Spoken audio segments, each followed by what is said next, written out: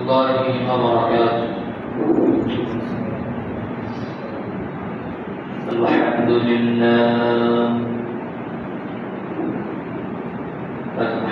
لله الأقرب الذي خلق الإنسان وكرم وعلمه من البيان ما لم يعلم، فسبحان الذي لا يحصى امتنانه باللسان ولا بالقلم، ونشهد أن لا إله إلا الله وحده لا شريك له، ونشهد أن سيدنا وسندنا وحبيب طبيبنا وطبيب قلوبنا ومولانا محمدا عبده ورسوله، صلى الله عليه وعلى آله وأصحابه وبارك وسلم تسليما كثيرا. عما بعد، فأعوذ بالله من الشيطان الرجيم. بسم الله الرحمن الرحيم.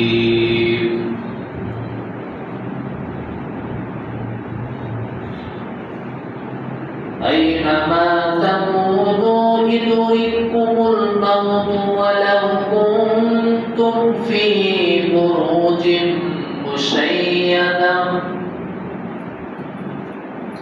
وقال تعالى: كل نفس ذائقة الموت. وقال تعالى: إذا جاء أجلهم لا يستأخرون ساعة ولا يستقدمون. وعن أبي هريرة رضي الله تعالى عنه قال رسول الله صلى الله عليه وعلى آله وسلم: يا بني عبد مناف اشتروا أنفسكم من الله، يا بني عبد المطلب اشتروا أنفسكم من الله، يا أم الزبير بن العوام عمة رسول الله صلى الله عليه وعلى آله وسلم، يا فاطمة بنت محمد اشتريا أنفسكم من الله، سأملك لكما من الله شيئا، سلامي من مالي ما شئتما. وقال تعالى في شان حبيب من الله: إن الله وملائكته يصلون على النبي يا أيها الذين آمنوا صلوا عليه وسلموا تسليما. اللهم صل على محمد وعلى آل محمد كما صليت على إبراهيم وعلى آل إبراهيم إنك حميد مجيد. اللهم بارك على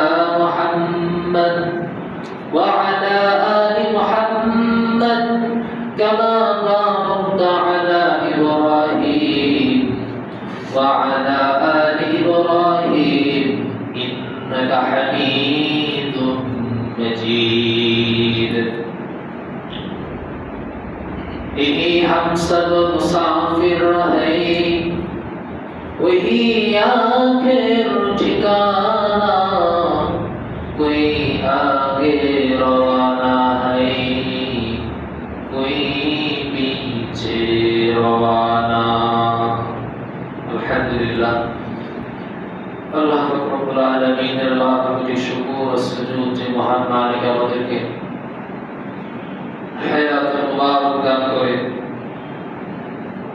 পবিত্র ঘর পবিত্র দিনে তার ঘর মসজিদে এসে কথা শোনা এবং বলার মতো তৌফিক আনায়ত করলেন সুযোগ করে দিলেন তাই সেই মহান রব্বুল আলামিনের সেই দরবারে আহকামুল হাকিমিনের সেই দরবারে কালিমাতুশ শুকর আদায় করছি সকলে বলি আলহামদুলিল্লাহ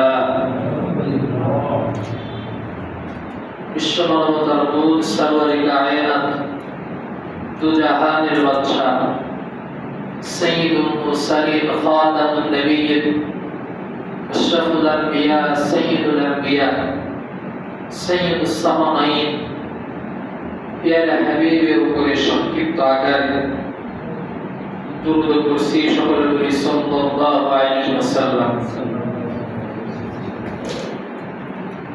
মোহতারাম আমি আপনাদের সামনে পবিত্র কোরআনুল কারীম থেকে দুটি কয়েকখানা আয়াত কারীমা তেলাওয়াত করেছি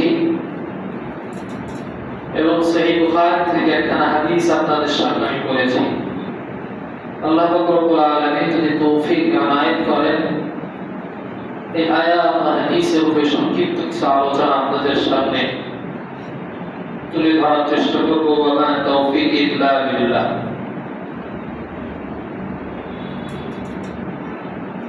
পৃথিবীতে যত বস্তু রয়েছে যত জিনিস রয়েছে যত নবাবিষ্কৃত পুরাতন নতুন যত যা কিছু রয়েছে মানুষ বানিয়েছেন এই সব কিছুর মধ্যে ইখতিলাফ আছে মতভেদ আছে মতদক্ষ আছে যেমন আপনাদের উদাহরণ যদি দিই আমি তাহলে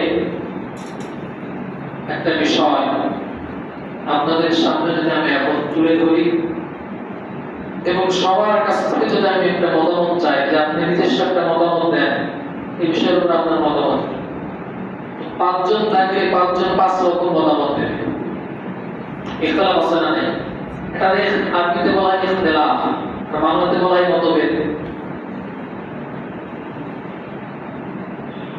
একই জিনিস একই কোম্পানি আপনি এটা বলতেছেন ভালো আর একজন এসে বলতেছে খারাপ তো এটা বলা হয় মতভেদ ইখতিলাফ কিন্তু পৃথিবীর প্রতিটা জিনিস নিয়ে প্রতিটা বস্তু নিয়ে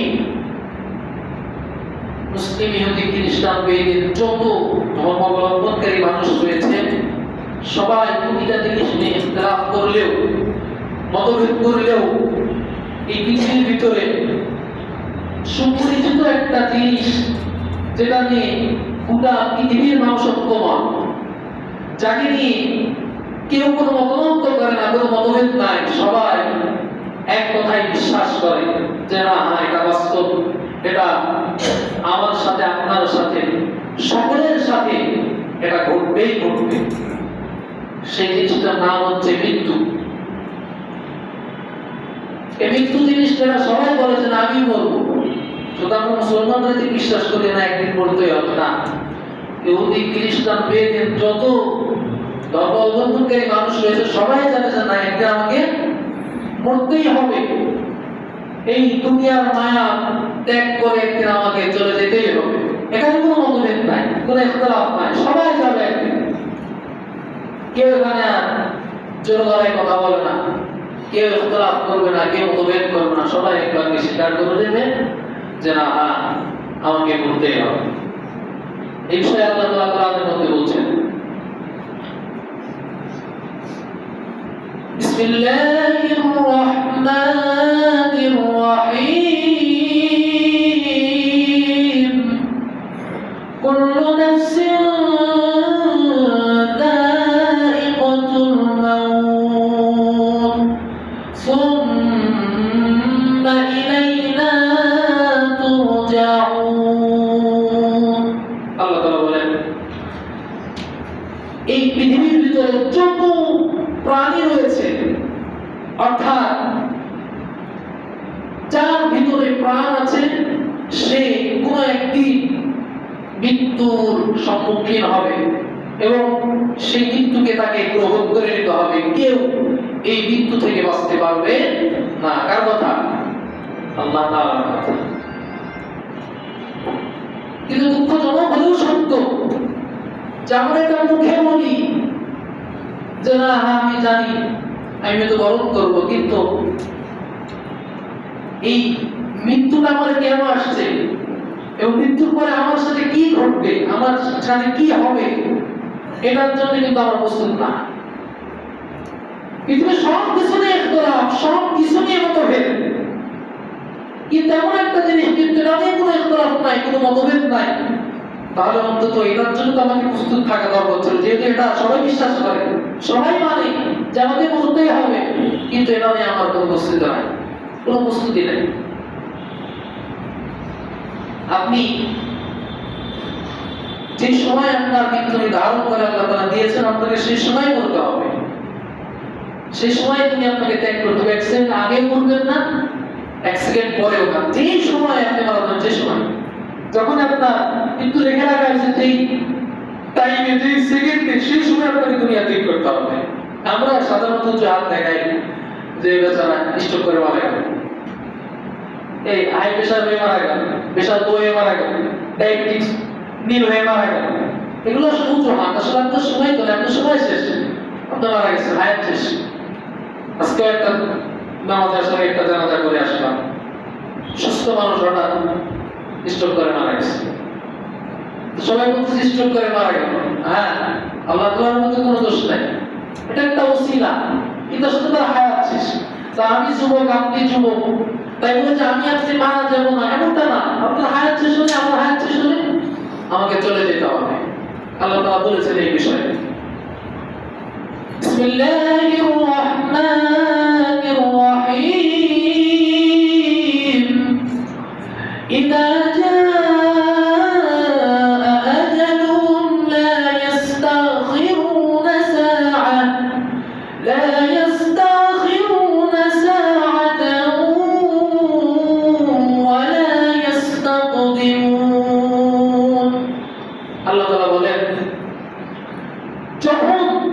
তোমার আমি মৃত্যু লিখে রেখেছি, সেই সময় তোমাকে দুনিয়া ত্যাগ করতে হবে। এক সেকেন্ড আগেও না, এক সেকেন্ড পরেও না। যখন তোমার মৃত্যু আমি লিখে রেখেছি, সেই সময় তোমার মৃত্যু যন্ত্রণা শুরু হয়ে যাবে। কখনই তুমি এই দুনিয়া ত্যাগ করবা। কেউ মৃত্যু থেকে বাঁচতে পারবে না, কেউ না। কথার কথা, মনে করেন আমি চট্টগ্রাম থাকি, এখন চট্টগ্রামে আমি কোন একটা অপরাধ করলাম, অপরাধ করে আমি বাড়িতে পালায় চলে আসলাম। আসার পরে আমার গ্রামের, আমার যারা এলাকার কি আছে, আমাকে যারা মহব্বত করে, ভালোবাসে, আমি তাদের আশ্রয় নিলাম। আমি মেম্বার সাহেবকে বললাম, চেয়ারম্যান সাহেবকে বললাম, মেয়র সাহেবকে বললাম যে আমি ওখানে একটা বিপদের মধ্যে পড়ছি, আপনারা আমাকে হেল্প করেন, তাদের আক্রমণ থেকে আমাকে বাঁচান। তো তারা আমাকে মহব্বত করে, তারা জিনিসটা ভেরিফাই করে আমাকে বাঁচানোর চেষ্টা করবে, যেহেতু আমাকে মহব্বত করে, আর আমি তাদের নিজের দেশের ছেলে। কথা ঠিক না? দেখেন, তাদের উসিলাতে কিন্তু আমি বেঁচে যাবো। কেমন চেনা ছেলেটা আমার দেশের বাড়ি, আমার তাকে মহব্বত দিয়ে চেনা জানা, সুন্দর ব্যবহার আচরণ, আমাকে বাঁচানোর চেষ্টা করবে, এটা উসিলাতে আমি বেঁচে গেলাম। কিন্তু আসলে আলাইহিস সালামের কাছে কোন উসিলা চলবে? কথা বলেন, কোন উসিলা চলবে? কোনো উসিলা চলবে না। তিনি যখন আসবেন, তখন এমপি, চেয়ারম্যান, মন্ত্রী, মেম্বারের উসিলা দিয়ে বাঁচার কোনো উপায় নাই। আসলে সুলাইমান আলাইহিস সালামের জামানায় তিনি রাজদরবারের ভিতরে একটা বৈঠক করছেন, এমন অবস্থায় একজন মন্ত্রী সুলাইমান আলাইহিস সালামকে বলতেছেন, হুজুর, সব কিছু তো আপনার তাবে, সবাই তো আপনার কথা মানে, সব মাখলুকাত তো আপনার কথা শুনে, তো আমি কিছুক্ষণ আগেই মৃত্যুর ফেরেশতা দেখতে পেলাম, তো আপনি আমাকে এখান থেকে এমন দূরে সরায় দেন যেখানে এ যাইতে পারবে না। বাতাসে তো আপনার কথা শুনতে, বাতাসে সাথে আমাকে উড়ায় আপনি আমাকে দূরে রেখে আসেন যাতে করে আমি মৃত্যু থেকে বেঁচে যাই। তো সুলাইমান আলাইহিস সালাম বাতাসকে নির্দেশ দিলেন যে যাও, ওকে অনেক দূরে রেখে চলে আসো। মুহূর্তের মধ্যে বাতাস তাকে উড়িয়ে নিয়ে আমাদের ভারত উপমহাদেশের ভিতরে একটা গুহার ভিতরে তাকে পাহাড়ের গুহার ভিতরে রেখে চলে আসে। গুহার ভিতরে যখন চলে গেলেন, যাওয়ার পরে দেখতেছে মৃত্যুর ফেরেশতা হযরত আজরাইল আলাইহিস সালাম ওই গুহার ভিতরে তার জানটা কবজ করার জন্য ওখানে বসে আছে। বসার কোনো ভয় আছে? দেখেন, তার মৃত্যুটা আছে ওই ভারত উপমহাদেশের ওই গুহার ভিতরে, তাই তাকে বাতাস উড়ায় নিয়ে এসে এখানে রেখে গেল।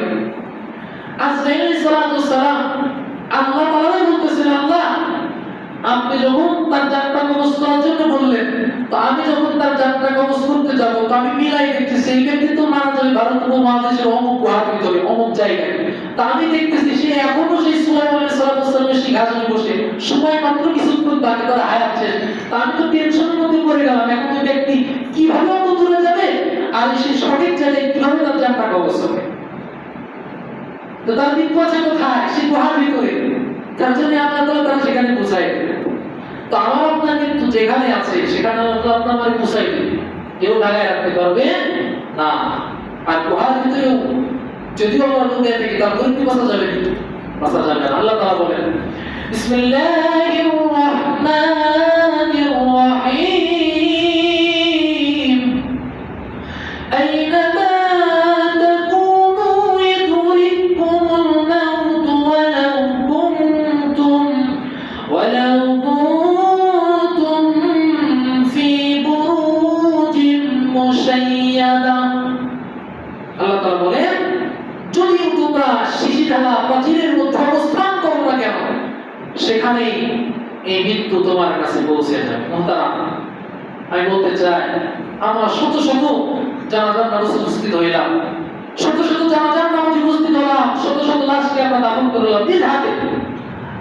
এখানে অনেকে আছে নিজের আব্বাকে, নিজের আম্মাকে, নিজের চাচা চাচি, নিজের দাদা দাদি, পাড়া প্রতিবেশী, ভাই বিরাদার, বন্ধু, অনেকে আছেন যারা নিজ হাতে নিজের ভালোবাসার মহব্বতের মানুষকে কবরের ভিতরে শোয়াই দিলেন।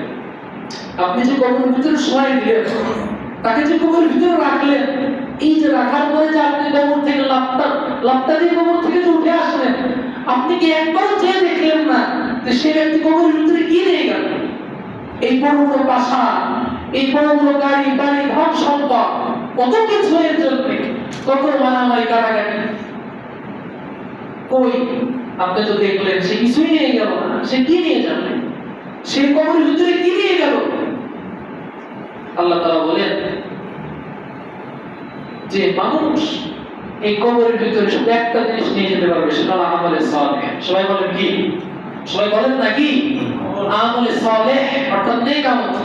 আর এই আমলে সালেহ যদি, নেক আমল যদি কবরে নিয়ে যেতে পারে, আল্লাহ পাক রব্বুল আলামিন তাদেরকে সম্মান দিচ্ছেন।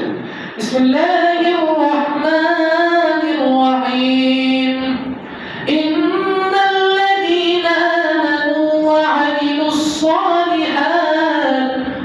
আমিলুস সালিহাতি কানাত লাহুম জান্নাতুল ফিরদাউসি নুজুলা। আল্লাহু আকবার। আল্লাহ তাআলা বলেন যে কোন ব্যক্তি ঈমান আনলো, আমরা তো সবাই আলহামদুলিল্লাহ ঈমান এনেছি, নাকি বলেন? কোন ব্যক্তি ঈমান আনলো, ঈমান আনার পরে ইন্নাল্লাযীনা আমানু ওয়া আমিলুস সালিহাত, এবং আমলে সালেহ করলো, এই আমলে সালেহ যদি কেউ করে, আল্লাহ পাক রব্বুল আলামিন তাদেরকে সম্মান দেন। আমি আল্লাহ পাক রব্বুল আলামিন জান্নাতের মধ্যে যতগুলো জান্নাত রয়েছে এই জান্নাতগুলোর মধ্যে সবচেয়ে স্পেশাল যে জান্নাতটা, যে জান্নাতের ভিতরে রাসূল আলামিন সাল্লাল্লাহু আলাইহি ওয়াসাল্লাম থাকবেন, জান্নাতুল ফেরদাউস। এই জান্নাতুল ফেরদাউসের ভিতরে আমি তাকে কবুল করে নেব, সুবহানাল্লাহ। আর এমন ভাবে তাকে কবুল করবে যার কোনো গুণ নাই, কোনো কিনারা নাই, কোনো সীমানা নাই, কোনো সময়ের কোনো সীমানা নাই, সুবহানাল্লাহ। এই জান্নাতে যাইতে হলে নেক আমল করতে হবে, আমলের সওয়াবে নেক আমল। হায় হায়, আমরা যখন মসজিদে আসি আমাদের ঈমানটা মজবুত হয়।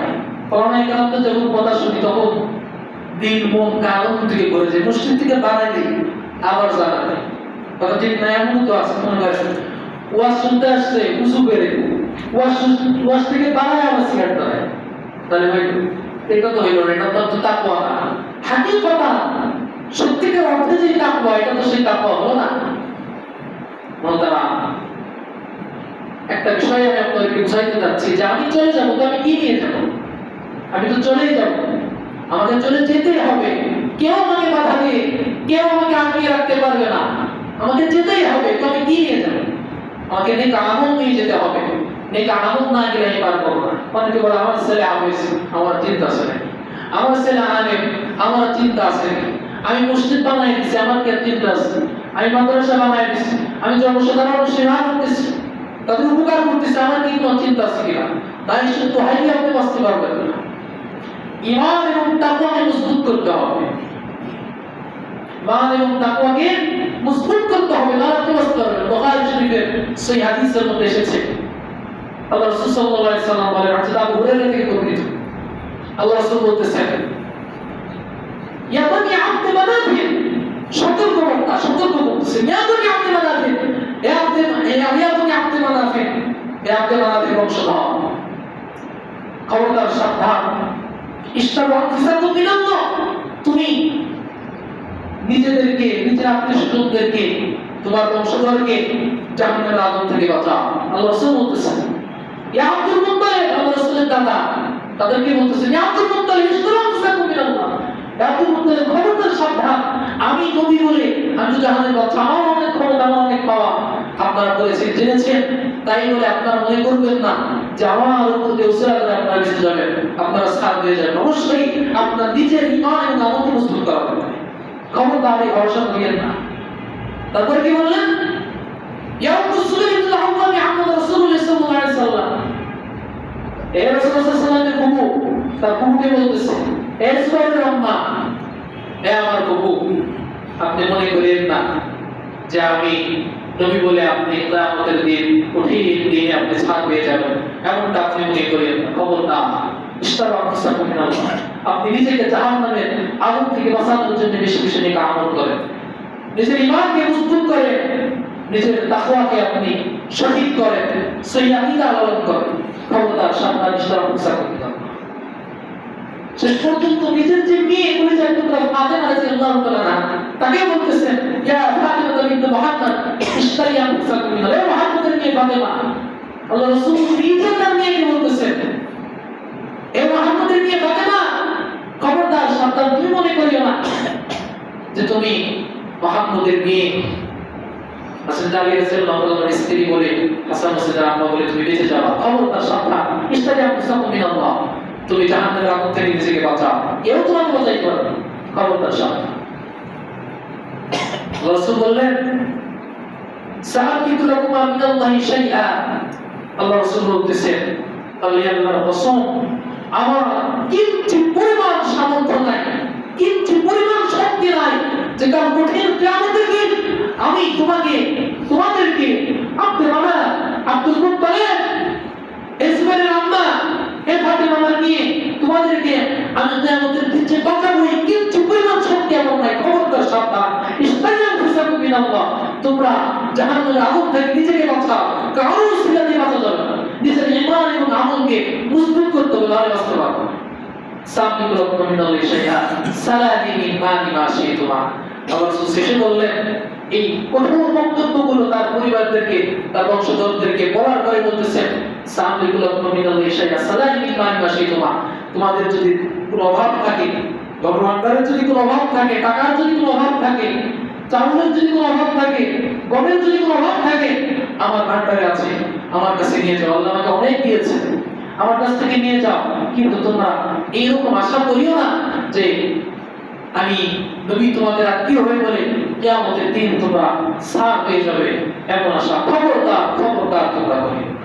তোমরা এখান থেকে শিক্ষা, এই হাদিস থেকে, সুবহান হাদিসটা, এই হাদিস থেকে আমাদের শিক্ষার বিষয় হলো যে নিজের মেয়ে, নিজের ফুফু, নিজের দাদা, নিজের বংশধরকে যদি এই বার্তা দেয়, তা আমি আপনি আমার তো ঠিকমতো নামাজটাই করি না, ঠিকমতো নামাজটা আমরা ঠিকমতো করি না, আমাদের ইমান এখন কোথায়? তাহলে আমাদের সেই কঠিন কিয়ামতের দিন কি অবস্থা? আপনি কার ভরসায় পড়ে আছেন? কার উপর ভরসা করছেন? পরে ভাই আমার পীর আমার বাসায় নবী পর্যন্ত বলবে ইয়া নাফসি ইয়া নাফসি ইয়া নাফসি, আমার কি ভাই, আমাকে কে বাঁচাবে, কি উপায় আমার হবে?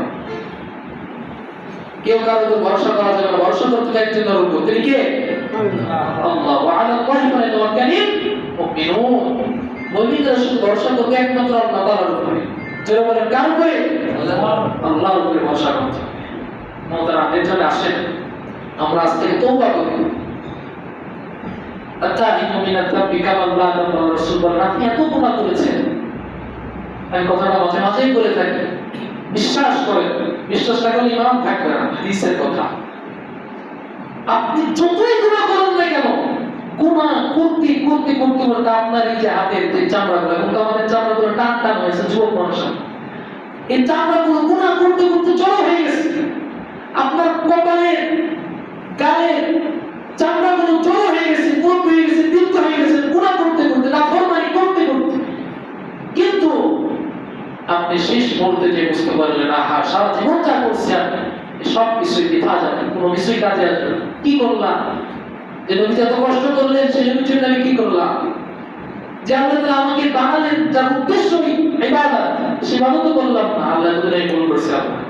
আপনি গভীর রাতে জানান আল্লাহকে, আল্লাহ আপনি আমাকে মাফ করেন, তওবা করেন, খালিস দিন।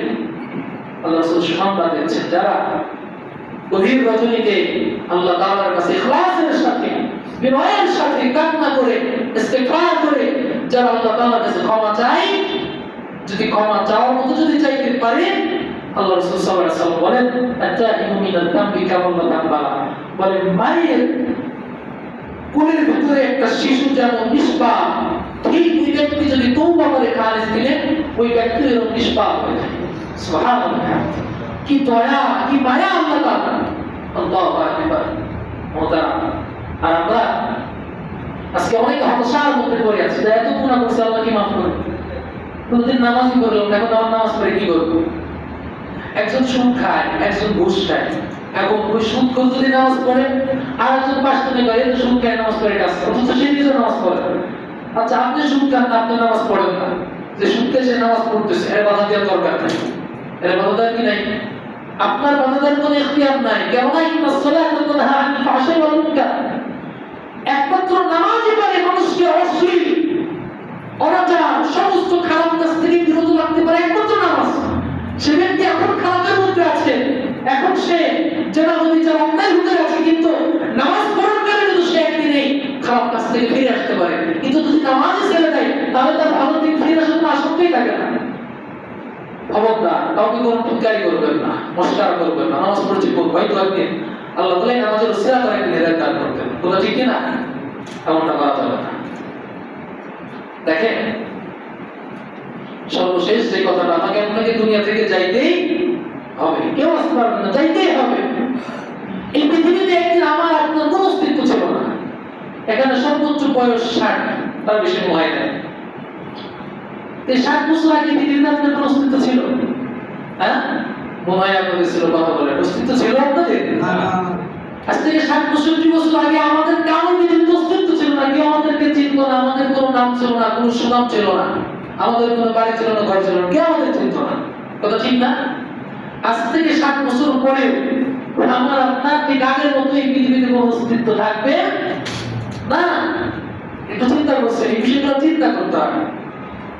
এই বিষয়গুলো মাথার ভিতরে ঘুরাইতে হয়। যখন রাত্রির বেলা বালিশের সাথে মাথাটা লাগাইবেন, তো লাগাই একটু হিসাবটা করবেন, হায় হায় সারাদিন যে দৌড়ালাম, একবারে ফজরের পর থেকে শুরু করে রাত 10টা 11টা 12টা পর্যন্ত যে দৌড়াইলাম সারাদিন দুনিয়ার ভিতরে, তো আমি কি বললাম যে আমি যে দুনিয়া থেকে চলে যাব, আসল জায়গায় যাবো চাইতে হবে কবরে, তো সেই কবরের জন্য কি সারাদিন কিছু করতে পারলাম না শুধু দুনিয়ার জন্যই করে গেল? একটু হিসাবটা বসার দরকার, একটু হিসাবটা মেলানোর দরকার যে কি করলাম আমি, কোন অস্তিত্ব থাকবে না আমার। আমি একটা মানুষ মারা যাওয়ার পরে তার সাথে কি ঘটবে কবরের ভিতরে, মেডিকেল সায়েন্স ইনারা গবেষণা করে বলতেছেন, একটা মানুষ যখন মৃত্যুবরণ করে, মৃত্যুবরণ করার পরে যখন তাকে কবরের ভিতরে রাখা হয়, তা মেডিকেল সায়েন্স বলতেছে কবরের ভিতরে যখন রাখা হয় 24 ঘন্টা যখন অতিক্রম করে, কয় ঘন্টা? 24 ঘন্টা যখন পার হয়ে যায়, এই মৃত ব্যক্তির শরীরের ভিতরে এমন একটা ঘন একটা পোকা আবিষ্কার হয় এবং সেই পোকাগুলো তার বিভিন্ন রকম ছিদ্র দিয়ে বাইরে হতে থাকে এবং এত পরিমাণে দুর্গন্ধ, এত পরিমাণে দুর্গন্ধ, বিজ্ঞানীরা বলতেছে, মেডিকেল সায়েন্স বলতেছে যে এই দুর্গন্ধ পৃথিবীর কোনো মানুষ সহ্য করার মতো এখতিয়ার রাখে না। এর জন্য তো আপনাদেরকে দাফন কাফনের নিয়ম করে দিয়েছেন সেই আল্লাহ সাল্লাল্লাহু আলাইহি ওয়াসাল্লাম থেকে আল্লাহ রাব্বুল আলামিন। দেখেন যখন 24 ঘন্টা হয়ে গেল, কবরের ভিতরে যাবেন কি যাবেন না? কবরে সবাই যাবেন না ভাই, সবাই যাওয়া লাগবে, কেউ পারবেন না, কেউ বসতে পারবেন না। 24 ঘন্টা চলে গেল, মেডিকেল সায়েন্স বলতেছে যখন আপনার 3 দিন হয়ে যাবে কবরের ভিতরে রাখা, আপনার এই যে কি সুন্দর গর্ব হয়ে না, কত যত্ন, আল্লাহ আকবার, কত সেবা, অবশ্যই আপনি সেবা করবেন। দেশের মধ্যে আসছে যে নিজের দেহের, নিজের ফেসের আপনি যত্ন নেবেন, এটা নেওয়া সুন্নাত, এটা আপনার উপরে খরচা আইন, অসুস্থ চিকিৎসা করবেন। হ্যাঁ বুঝাচ্ছি যে এগুলো আমার একসময় থাকবে না, অস্তিত্ব বিলীন হয়ে যাবে। বলেন 3 দিন পর আপনার নাকটা গলে যাবে, যখন 6 দিন হয়ে যাবে আপনার এই যে হাতে যে নখগুলো আছে, এই নখগুলো আস্তে আস্তে এই গোস্ত থেকে আমাদের আঙ্গুল থেকে বসে যাবে। একটু চিন্তা করেন দুনিয়ার কার্যটা কি করতেছে, এই নখগুলো বসে যাবে আপনার। যখন 9 দিন হয়ে যাবে, বলে আপনার শরীরে যত পশম রয়েছে, যে চুল রয়েছে, কত স্টাইল করে আসছে যুবক ভাইয়েরা আমার, আল্লাহ যেন কিছু কত কষ্ট করলো সেই নবীজির তরিকা, নবীজির সুন্নাহকে ধরা লাগবে। আমরা ইহুদি খ্রিস্টান বেদিন তাদের কালচার এগুলো নিয়ে আমরা পড়ে আছি, অথচ ইহুদিরা এই বেদিনরা তাদের 24টা ঘন্টা মুসলমানদের কি করে ধ্বংস করা যায়, এই পৃথিবীকে তাদেরকে কিভাবে ধূলিসাৎ করা যায়, ইহুদিরা সবসময় এগিয়ে, মন্দ সবসময় এগিয়ে চিন্তিত, অথচ আমরা সেই মুসলমানরা আজকে সেই ইহুদি খ্রিস্টান তাদের কালচারকে ইস্তেমাল করছি। আল্লাহ হেফাজত করে। মোহতারাম বলে 9 দিনের আপনার চোখ উঠে যাবে, 9 দিন পর থেকে মেডিকেল সায়েন্স বলতেছে আপনার পেটটা খোলা শুরু হয়ে যাবে। এই যে পেটটা আছে, এই পেটটা খোলা শুরু হয়ে যাবে, 17 দিনের দিন এই কবরের ভিতরে আপনার পেটটা ফেটে যাবে। মেডিকেল সায়েন্স বলতেছে 17 দিনের দিন আপনার এই পেটটা গ্যাস হয়ে কবরের ভিতরে ফেটে যাবে। মেডিকেল সায়েন্স বলে 2 মাস অর্থাৎ যখন 7 দিন হয়ে যাবে, তখন আপনার শরীরে আর কোনো গোস্তের অস্তিত্ব থাকবে না। এই যে কত সুন্দর গোস্ত আমাদের গায়ে, গোস্ত মাংস আছে, এগুলো সবকিছু আপনার শরীর থেকে ঘুরে ঘুরে সব আলাদা হয়ে যাবে, মাটির সাথে মিশে যাবে, বাকি থাকবে কমটা, হাড্ডিগুলো বাকি থাকবে। বলে 7 দিন থেকে হাড্ডিগুলো একটা আরেকটা থেকে যে জয়েন্টগুলো আছে এগুলো খোলা শুরু হয়ে যাবে। 90 দিনের মধ্যে এই জয়েন্টগুলো খোলা সব সারা হয়ে যাবে। এই করতে করতে যখন 1 বছর চলে যাবে, আপনার এই হাড্ডিগুলো এক পর্যায়ে যে মাটির সাথে মিশে যাবে।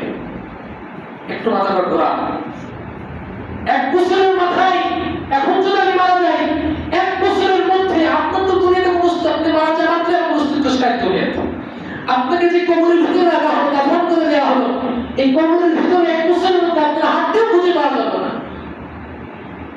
তাহলে আমরা অহংকার করি কেন? কেন অহংকার করি? কোন অহংকারটা আসে কোথা থেকে? আমার একটা মাথার মধ্যে আসে না। আপনি কেন অন্তঃপুরাণ করেন, হাদিস করেন, কিতাবের নাম আছে, আমাদেরকে নাম দেখিয়ে দিয়ে যাবেন, নাম শুধু আমরা কোন কিতাবটা পড়ব, একটু বইগুলো পড়েন। 24টা ঘন্টার ভিতরে 2টা ঘন্টা আপনাদের ইবাদতের ভিতরে লাগা, ঘন্টি ভাগ করলে মানুষ জীবনে এত উন্নতি করা সম্ভব না। একটা টার্গেট নিয়ে আমাকে চলতে হবে, একটা রুটিন নিয়ে আমাকে চলতে হবে, আমি এইভাবে চলবো। কেন অহংকার আসে ভাই? অহংকার কেন আসবে? অহংকার তুই একজন করবে, তিনি কে? আল্লাহ একজন অহংকার করবে, বাকি দুনিয়া কোন মানুষ আর অহংকার করে দেখতে রাখে না। আপনার বড় গাড়ি আছে, বাড়ি আছে, আপনার অনেক টাকার মালিক আছে, ক্ষমতার মালিক, অহংকার করবেন না। খবরদার না, অঙ্কর করতে পারবেন না, অঙ্কর করে ইখতিয়ার রাখেন না আপনি। অঙ্কর করবেন একজন আল্লাহ, কইছো একজন আল্লাহ। আল্লাহ তাআলা বলেন ইন্নাল্লাহা গানিয়্যুন ওয়া আনতুম ফুকারা। দুনিয়ার সমস্ত মানুষের খ্যাতি ইন্নাল্লাহা গানিয়্যুন, নিশ্চয় আমি আল্লাহ ধনী, গণিত মানে ধনী, নিশ্চয় আমি আল্লাহ ধনী। আল্লাহ বলতেছেন কোরআনের কথা, নিশ্চয় আমি আল্লাহ ধনী। ইন্নাল্লাহা গানিয়্যুন ওয়া আনতুম ফুকারা, পৃথিবীর যত মানুষ আছে সবাই ফকির, সবাই মিসকিন, সে যাই হোক না কেন, যাই হোক না কেন। তো অহংকার কেন করবে? হাদিসে কুদসির মধ্যে আসছে যে অহংকার করে সে যেন আল্লাহ যত দিয়ে টানাটানি করে। রাসূলুল্লাহ অহংকার, আল্লাহ রাসূল বলেছেন লা ইয়াদখুলুল জান্নাতা মান কানা ফি কলবিহি মিসকালা যাররাতিন মিন কিবর, যার কলবের ভিতরে সামান্য অহংকার আছে সে আল্লাহ তাআলার জান্নাতে প্রবেশ করতে পারবে না। অহংকার, অহংকার করা যাবে? আল্লাহ রাব্বুল আলামিন যেন আমাদের সবাইকে এই অহংকার নামক নোংরা জিনিস থেকে আল্লাহ তাআলা যেন আমাদেরকে হেফাজত করেন। যে 10 তলায় থাকে পাশে যে মাটির ঘরে থাকে সেও মানুষ, আপনিও মানুষ। 10 তলায় যিনি বসাইছেন উনিকে, 10 তলায় যে থাকে ঘরে বসাইছেন কে? আল্লাহ। আবার যে মাটির ঘরে থাকে তিনারে বসাইছেন কে? আল্লাহ। তো অহংকার কি? আল্লাহ তো ইচ্ছা করলে আপনার এমন একটা রোগ দিবে, এমন একটা অসুখ দিয়ে দিবে, আপনি মুহূর্তের ভিতরে আপনি গাছতলায় চলে যাবে 10 তলায়। কথা ঠিক না? পারে না? আল্লাহ পারে না?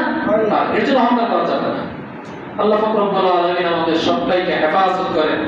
যে কথাটা সর্বশেষ আমি বলে দিই সেটা হচ্ছে যে মৃত্যু কেউ এখান থেকে বাঁচতে হবে না, সবাইকে মৃত্যুর সাথে সুদান করতে হবে। কয়েকটা আয়াত বলেছি কোরআনে। এর মতো বাস্তব প্রমাণ, এর মতো বাস্তবতা, এর মতো বাস্তবতা সত্য। আগেই যেটা বললাম, পৃথিবীর সমস্ত বিষয় নিয়ে মতভেদ ইখতিলাফ আছে, কিন্তু মৃত্যু নিয়ে কারো ইখতিলাফ নেই। সবাই বলবে এটা নিয়ে কোনো মতভেদ, কোনো ইখতিলাফ নাই। এর জন্য আসেন আমরা সেই মৃত্যুকে বিশ্বাস তো করি, এবং মৃত্যুর পরে যে আমাদেরকে কবরে যে একটা প্রস্তুতি নিয়ে যাওয়ার যে একটা দরকার প্রয়োজন, সেই প্রস্তুতি আমরা দুনিয়াতেই নিই। তার মৃত্যুর পরে আর প্রস্তুতি নেওয়া সম্ভব হবে না। আল্লাহ পাক রব্বুল আলামিন যেন আমাদের সবাইকে পরিপূর্ণ তাকওয়া, পরিপূর্ণ ঈমান, রাসূলের সুন্নাহ, অহংকার জিন্দেগি অতিক্রম করার, পার করার এবং ঈমান, পরিশুদ্ধ ঈমান এবং আমলে সালেহ নিয়ে যেন আমরা সবাই কবরে যাইতে পারি, সেই তৌফিক যেন আল্লাহ পাক রব্বুল আলামিন আমাদের দান করেন। আমিন। ওয়া আখিরু দাওয়ানা আলহামদুলিল্লাহি রাব্বিল আলামিন। আমরা যারা সুন্নাত করি নাই, সুন্নাত